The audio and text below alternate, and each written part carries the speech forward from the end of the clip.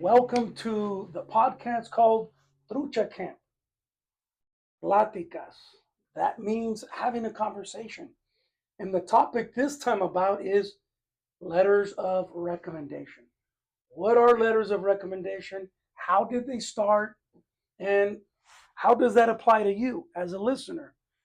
We are framing it within the education process, yet it transfers into other areas besides education.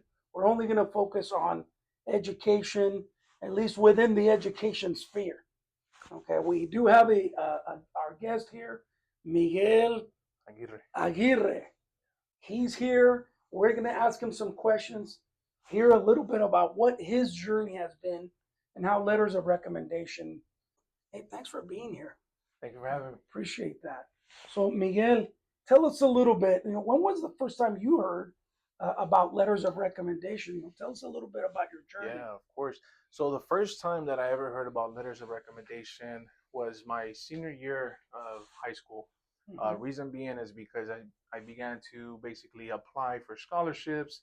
Um, at first, I didn't really understand who I should connect with or basically what it was. Right. But I connected with one of my high school teachers. He's also the football coach. Okay. And basically, I asked him if he would be willing to write one on my behalf.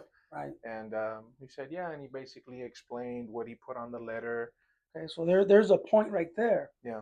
Okay. Within the educational system, letters of recommendation are very important, right? And tell us a little bit of why you chose to ask that particular individual. So the very first thing is that I want to make sure that I have a relationship with the person that I'm going to ask. Mm-hmm. And the very first thing is making sure that the person I ask, I have a connection with them. Right, having a connection. Yeah, and another thing that I personally did was basically the people that I asked is pretty much I seen them as role models or mentors. Reason being could be different variables, right? Could be how they carry themselves professionally, personally, whatever it may be, but how they were able to have an impact on myself, not just necessarily academic side of things, but also life-wise, Right. personal side of things. Right, and that's something that your teacher and coach was able to. You felt that was Yes. that was there, that connection, and then switching over. What was it about me Yeah. that you asked me for Yeah. a letter of recommendation? Listeners, I understand Miguel's first experience with letters of recommendation was back in high school when he was applying for scholarships.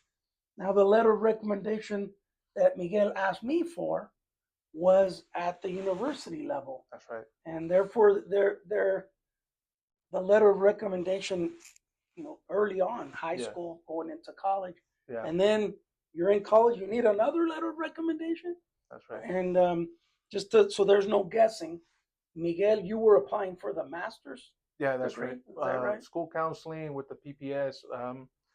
Recently applied in October, and within maybe the next 2 months, I should have an answer if I made it into the program or if not. But hopefully, it's all good news. Was that letter of recommendation that I wrote? I hope, I hope so. Vouched for your character, and that's right. We need more Miguels in the field. To be a voice for those that don't have a voice. Exactly. Right. So tell us, what was your process of thinking when you're like, okay, here's Dr. Manriquez. Yeah.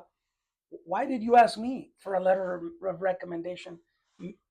There's another point here. This is the second letter of recommendation. It's not the first one, right? Right. So at Fresno State a few years ago, yeah. What was it about me that you said, okay, I want to ask for a letter of recommendation? And it must have been good because you asked me for a second one. Yeah. So kind of walk us through your experience there. So, well, basically same thing. I felt that a connection was there. You were there in terms of being a professor. If I had additional questions regarding the assignments or whatever it may be, and then not just for myself, but I seen it that you were available for everyone, each and every one of your students. Right. And I respected that. And the reason being is because, not to speak down or say any negative about others, but there are other professors that see it more as a job versus a career or something that they truly care about. So my perspective, I seen you basically care about what you do, Yes. and then at the time, I know you were working with Sanger Unified, Right. you're working with Fresno State, so Right. you're a busy man. But and I know that because you ended up sharing that information with me. But if I was just your student, I was just seeing it, I would have never known that. Right. But with that being said, no matter how busy you were, you still made time for your students, Right. and Yes. I truly respect that because at the end of the day, time is time. It is. Once it's gone, it's gone. But And make the best of it. Make the best of your exactly, time. exactly. So I just seen how you carry yourself, and it wasn't just being a role model in the essence of education, but just how you carry yourself as a person. Right. The second time. So we Now you're so you're applying. You're a bachelor's, yeah, and you saw me as a role model, and I appreciate yeah, that very much. And then later yeah, we come in contact here at FPU, Fresno Pacific University. exactly. 5 years later, right? And we walk into orientation early morning, Yeah. and I seen you, and you see me, and you're like, "Hey, how you doing?" What's up? And we Here started communicating, and I was like, "You know what? You've been the exact same since 5 years ago to now, so you kept the same." And it's like if time hasn't even passed. Mhm. And same thing, I still felt that you were available and that you were, what could be the correct word for this, but you were open to having conversations, and it wasn't just with myself, even with people you didn't know at the orientation, you spoke to them as well. Right. And funny thing is, there's another person who started with us. I work with her. Her name is Julia. Uh-huh. She mentioned that she worked with you as well when you Okay. during your time at Sanger, Right. and she said the same thing, nothing but good things. Oh, So I was well, like, thank you. I was Shout out, Julia. Gracias. like, Trucha for life. so in my perspective, I'm like, you know what? We could ask 10 different people who have interacted with you, and I'm pretty sure we would hear similar things, so you could tell how you're a genuine person. And like I said, I truly do respect that. So I was like, you know what? Let me ask. So that's why you asked Yeah. me. And just a little caveat, little detail here. You know, these letters of recommendation, they're stepping stones Mm, throughout a career. yeah. We're talking high school, transitioning to college, and even from college, transition into graduate school. You see how vital and how important these letters of recommendation are. And like on my end, Hmm. I'm thinking, anybody ask me for a letter of recommendation? Are you kidding me? I want to see more Miguel's in getting their bachelor's degree, getting their master's degree, entering the profession, and because Miguel, you know, while designing the letter of recommendation, I asked for a lot of things. I asked for transcripts. What's your short-term goal, 2 to 3 years? What's your long-term goal, 3 to 5 years? Right.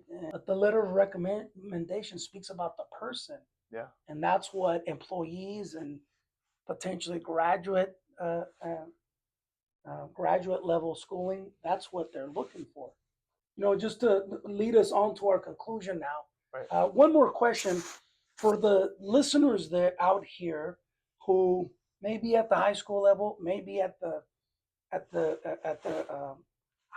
university level, and potentially to the graduate level, Yeah. and potentially even Beyond. entering the workforce.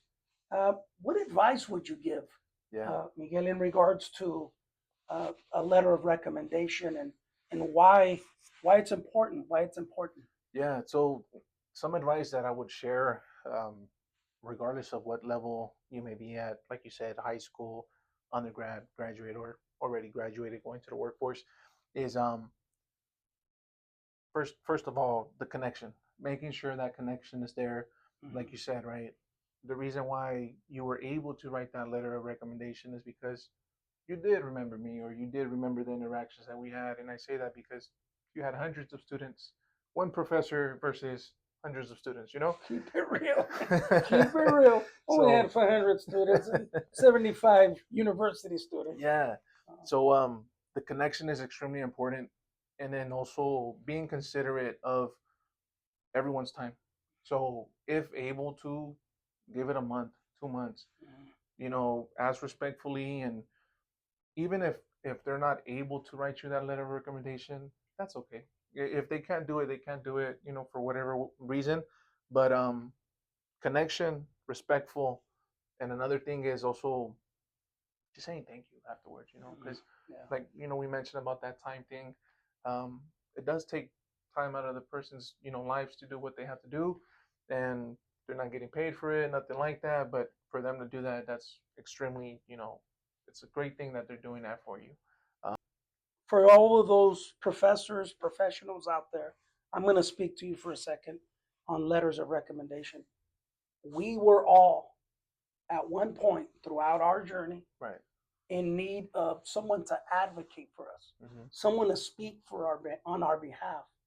And anyone that's in any type of position of leadership, whether you're a teacher, whether you're a high school teacher, whether you're a professor, whether you're an employer, if someone asks you for a letter of recommendation, it takes courage. It's not that easy to ask for a letter of recommendation because you mentioned several things there, Yeah. including time. Is there a connection? Right. Right. And so all those that are in a position where they can write a letter of recommendation for an employee, for a student, high school, for a university student, for a graduate level student, someone that's entering the profession or is between jobs. I encourage you to be that voice, be that advocate, write that letter of recommendation, but do it in the Trucha manner. Be critically aware of who it is that you're writing that letter to. Right. Ask for a few criteria.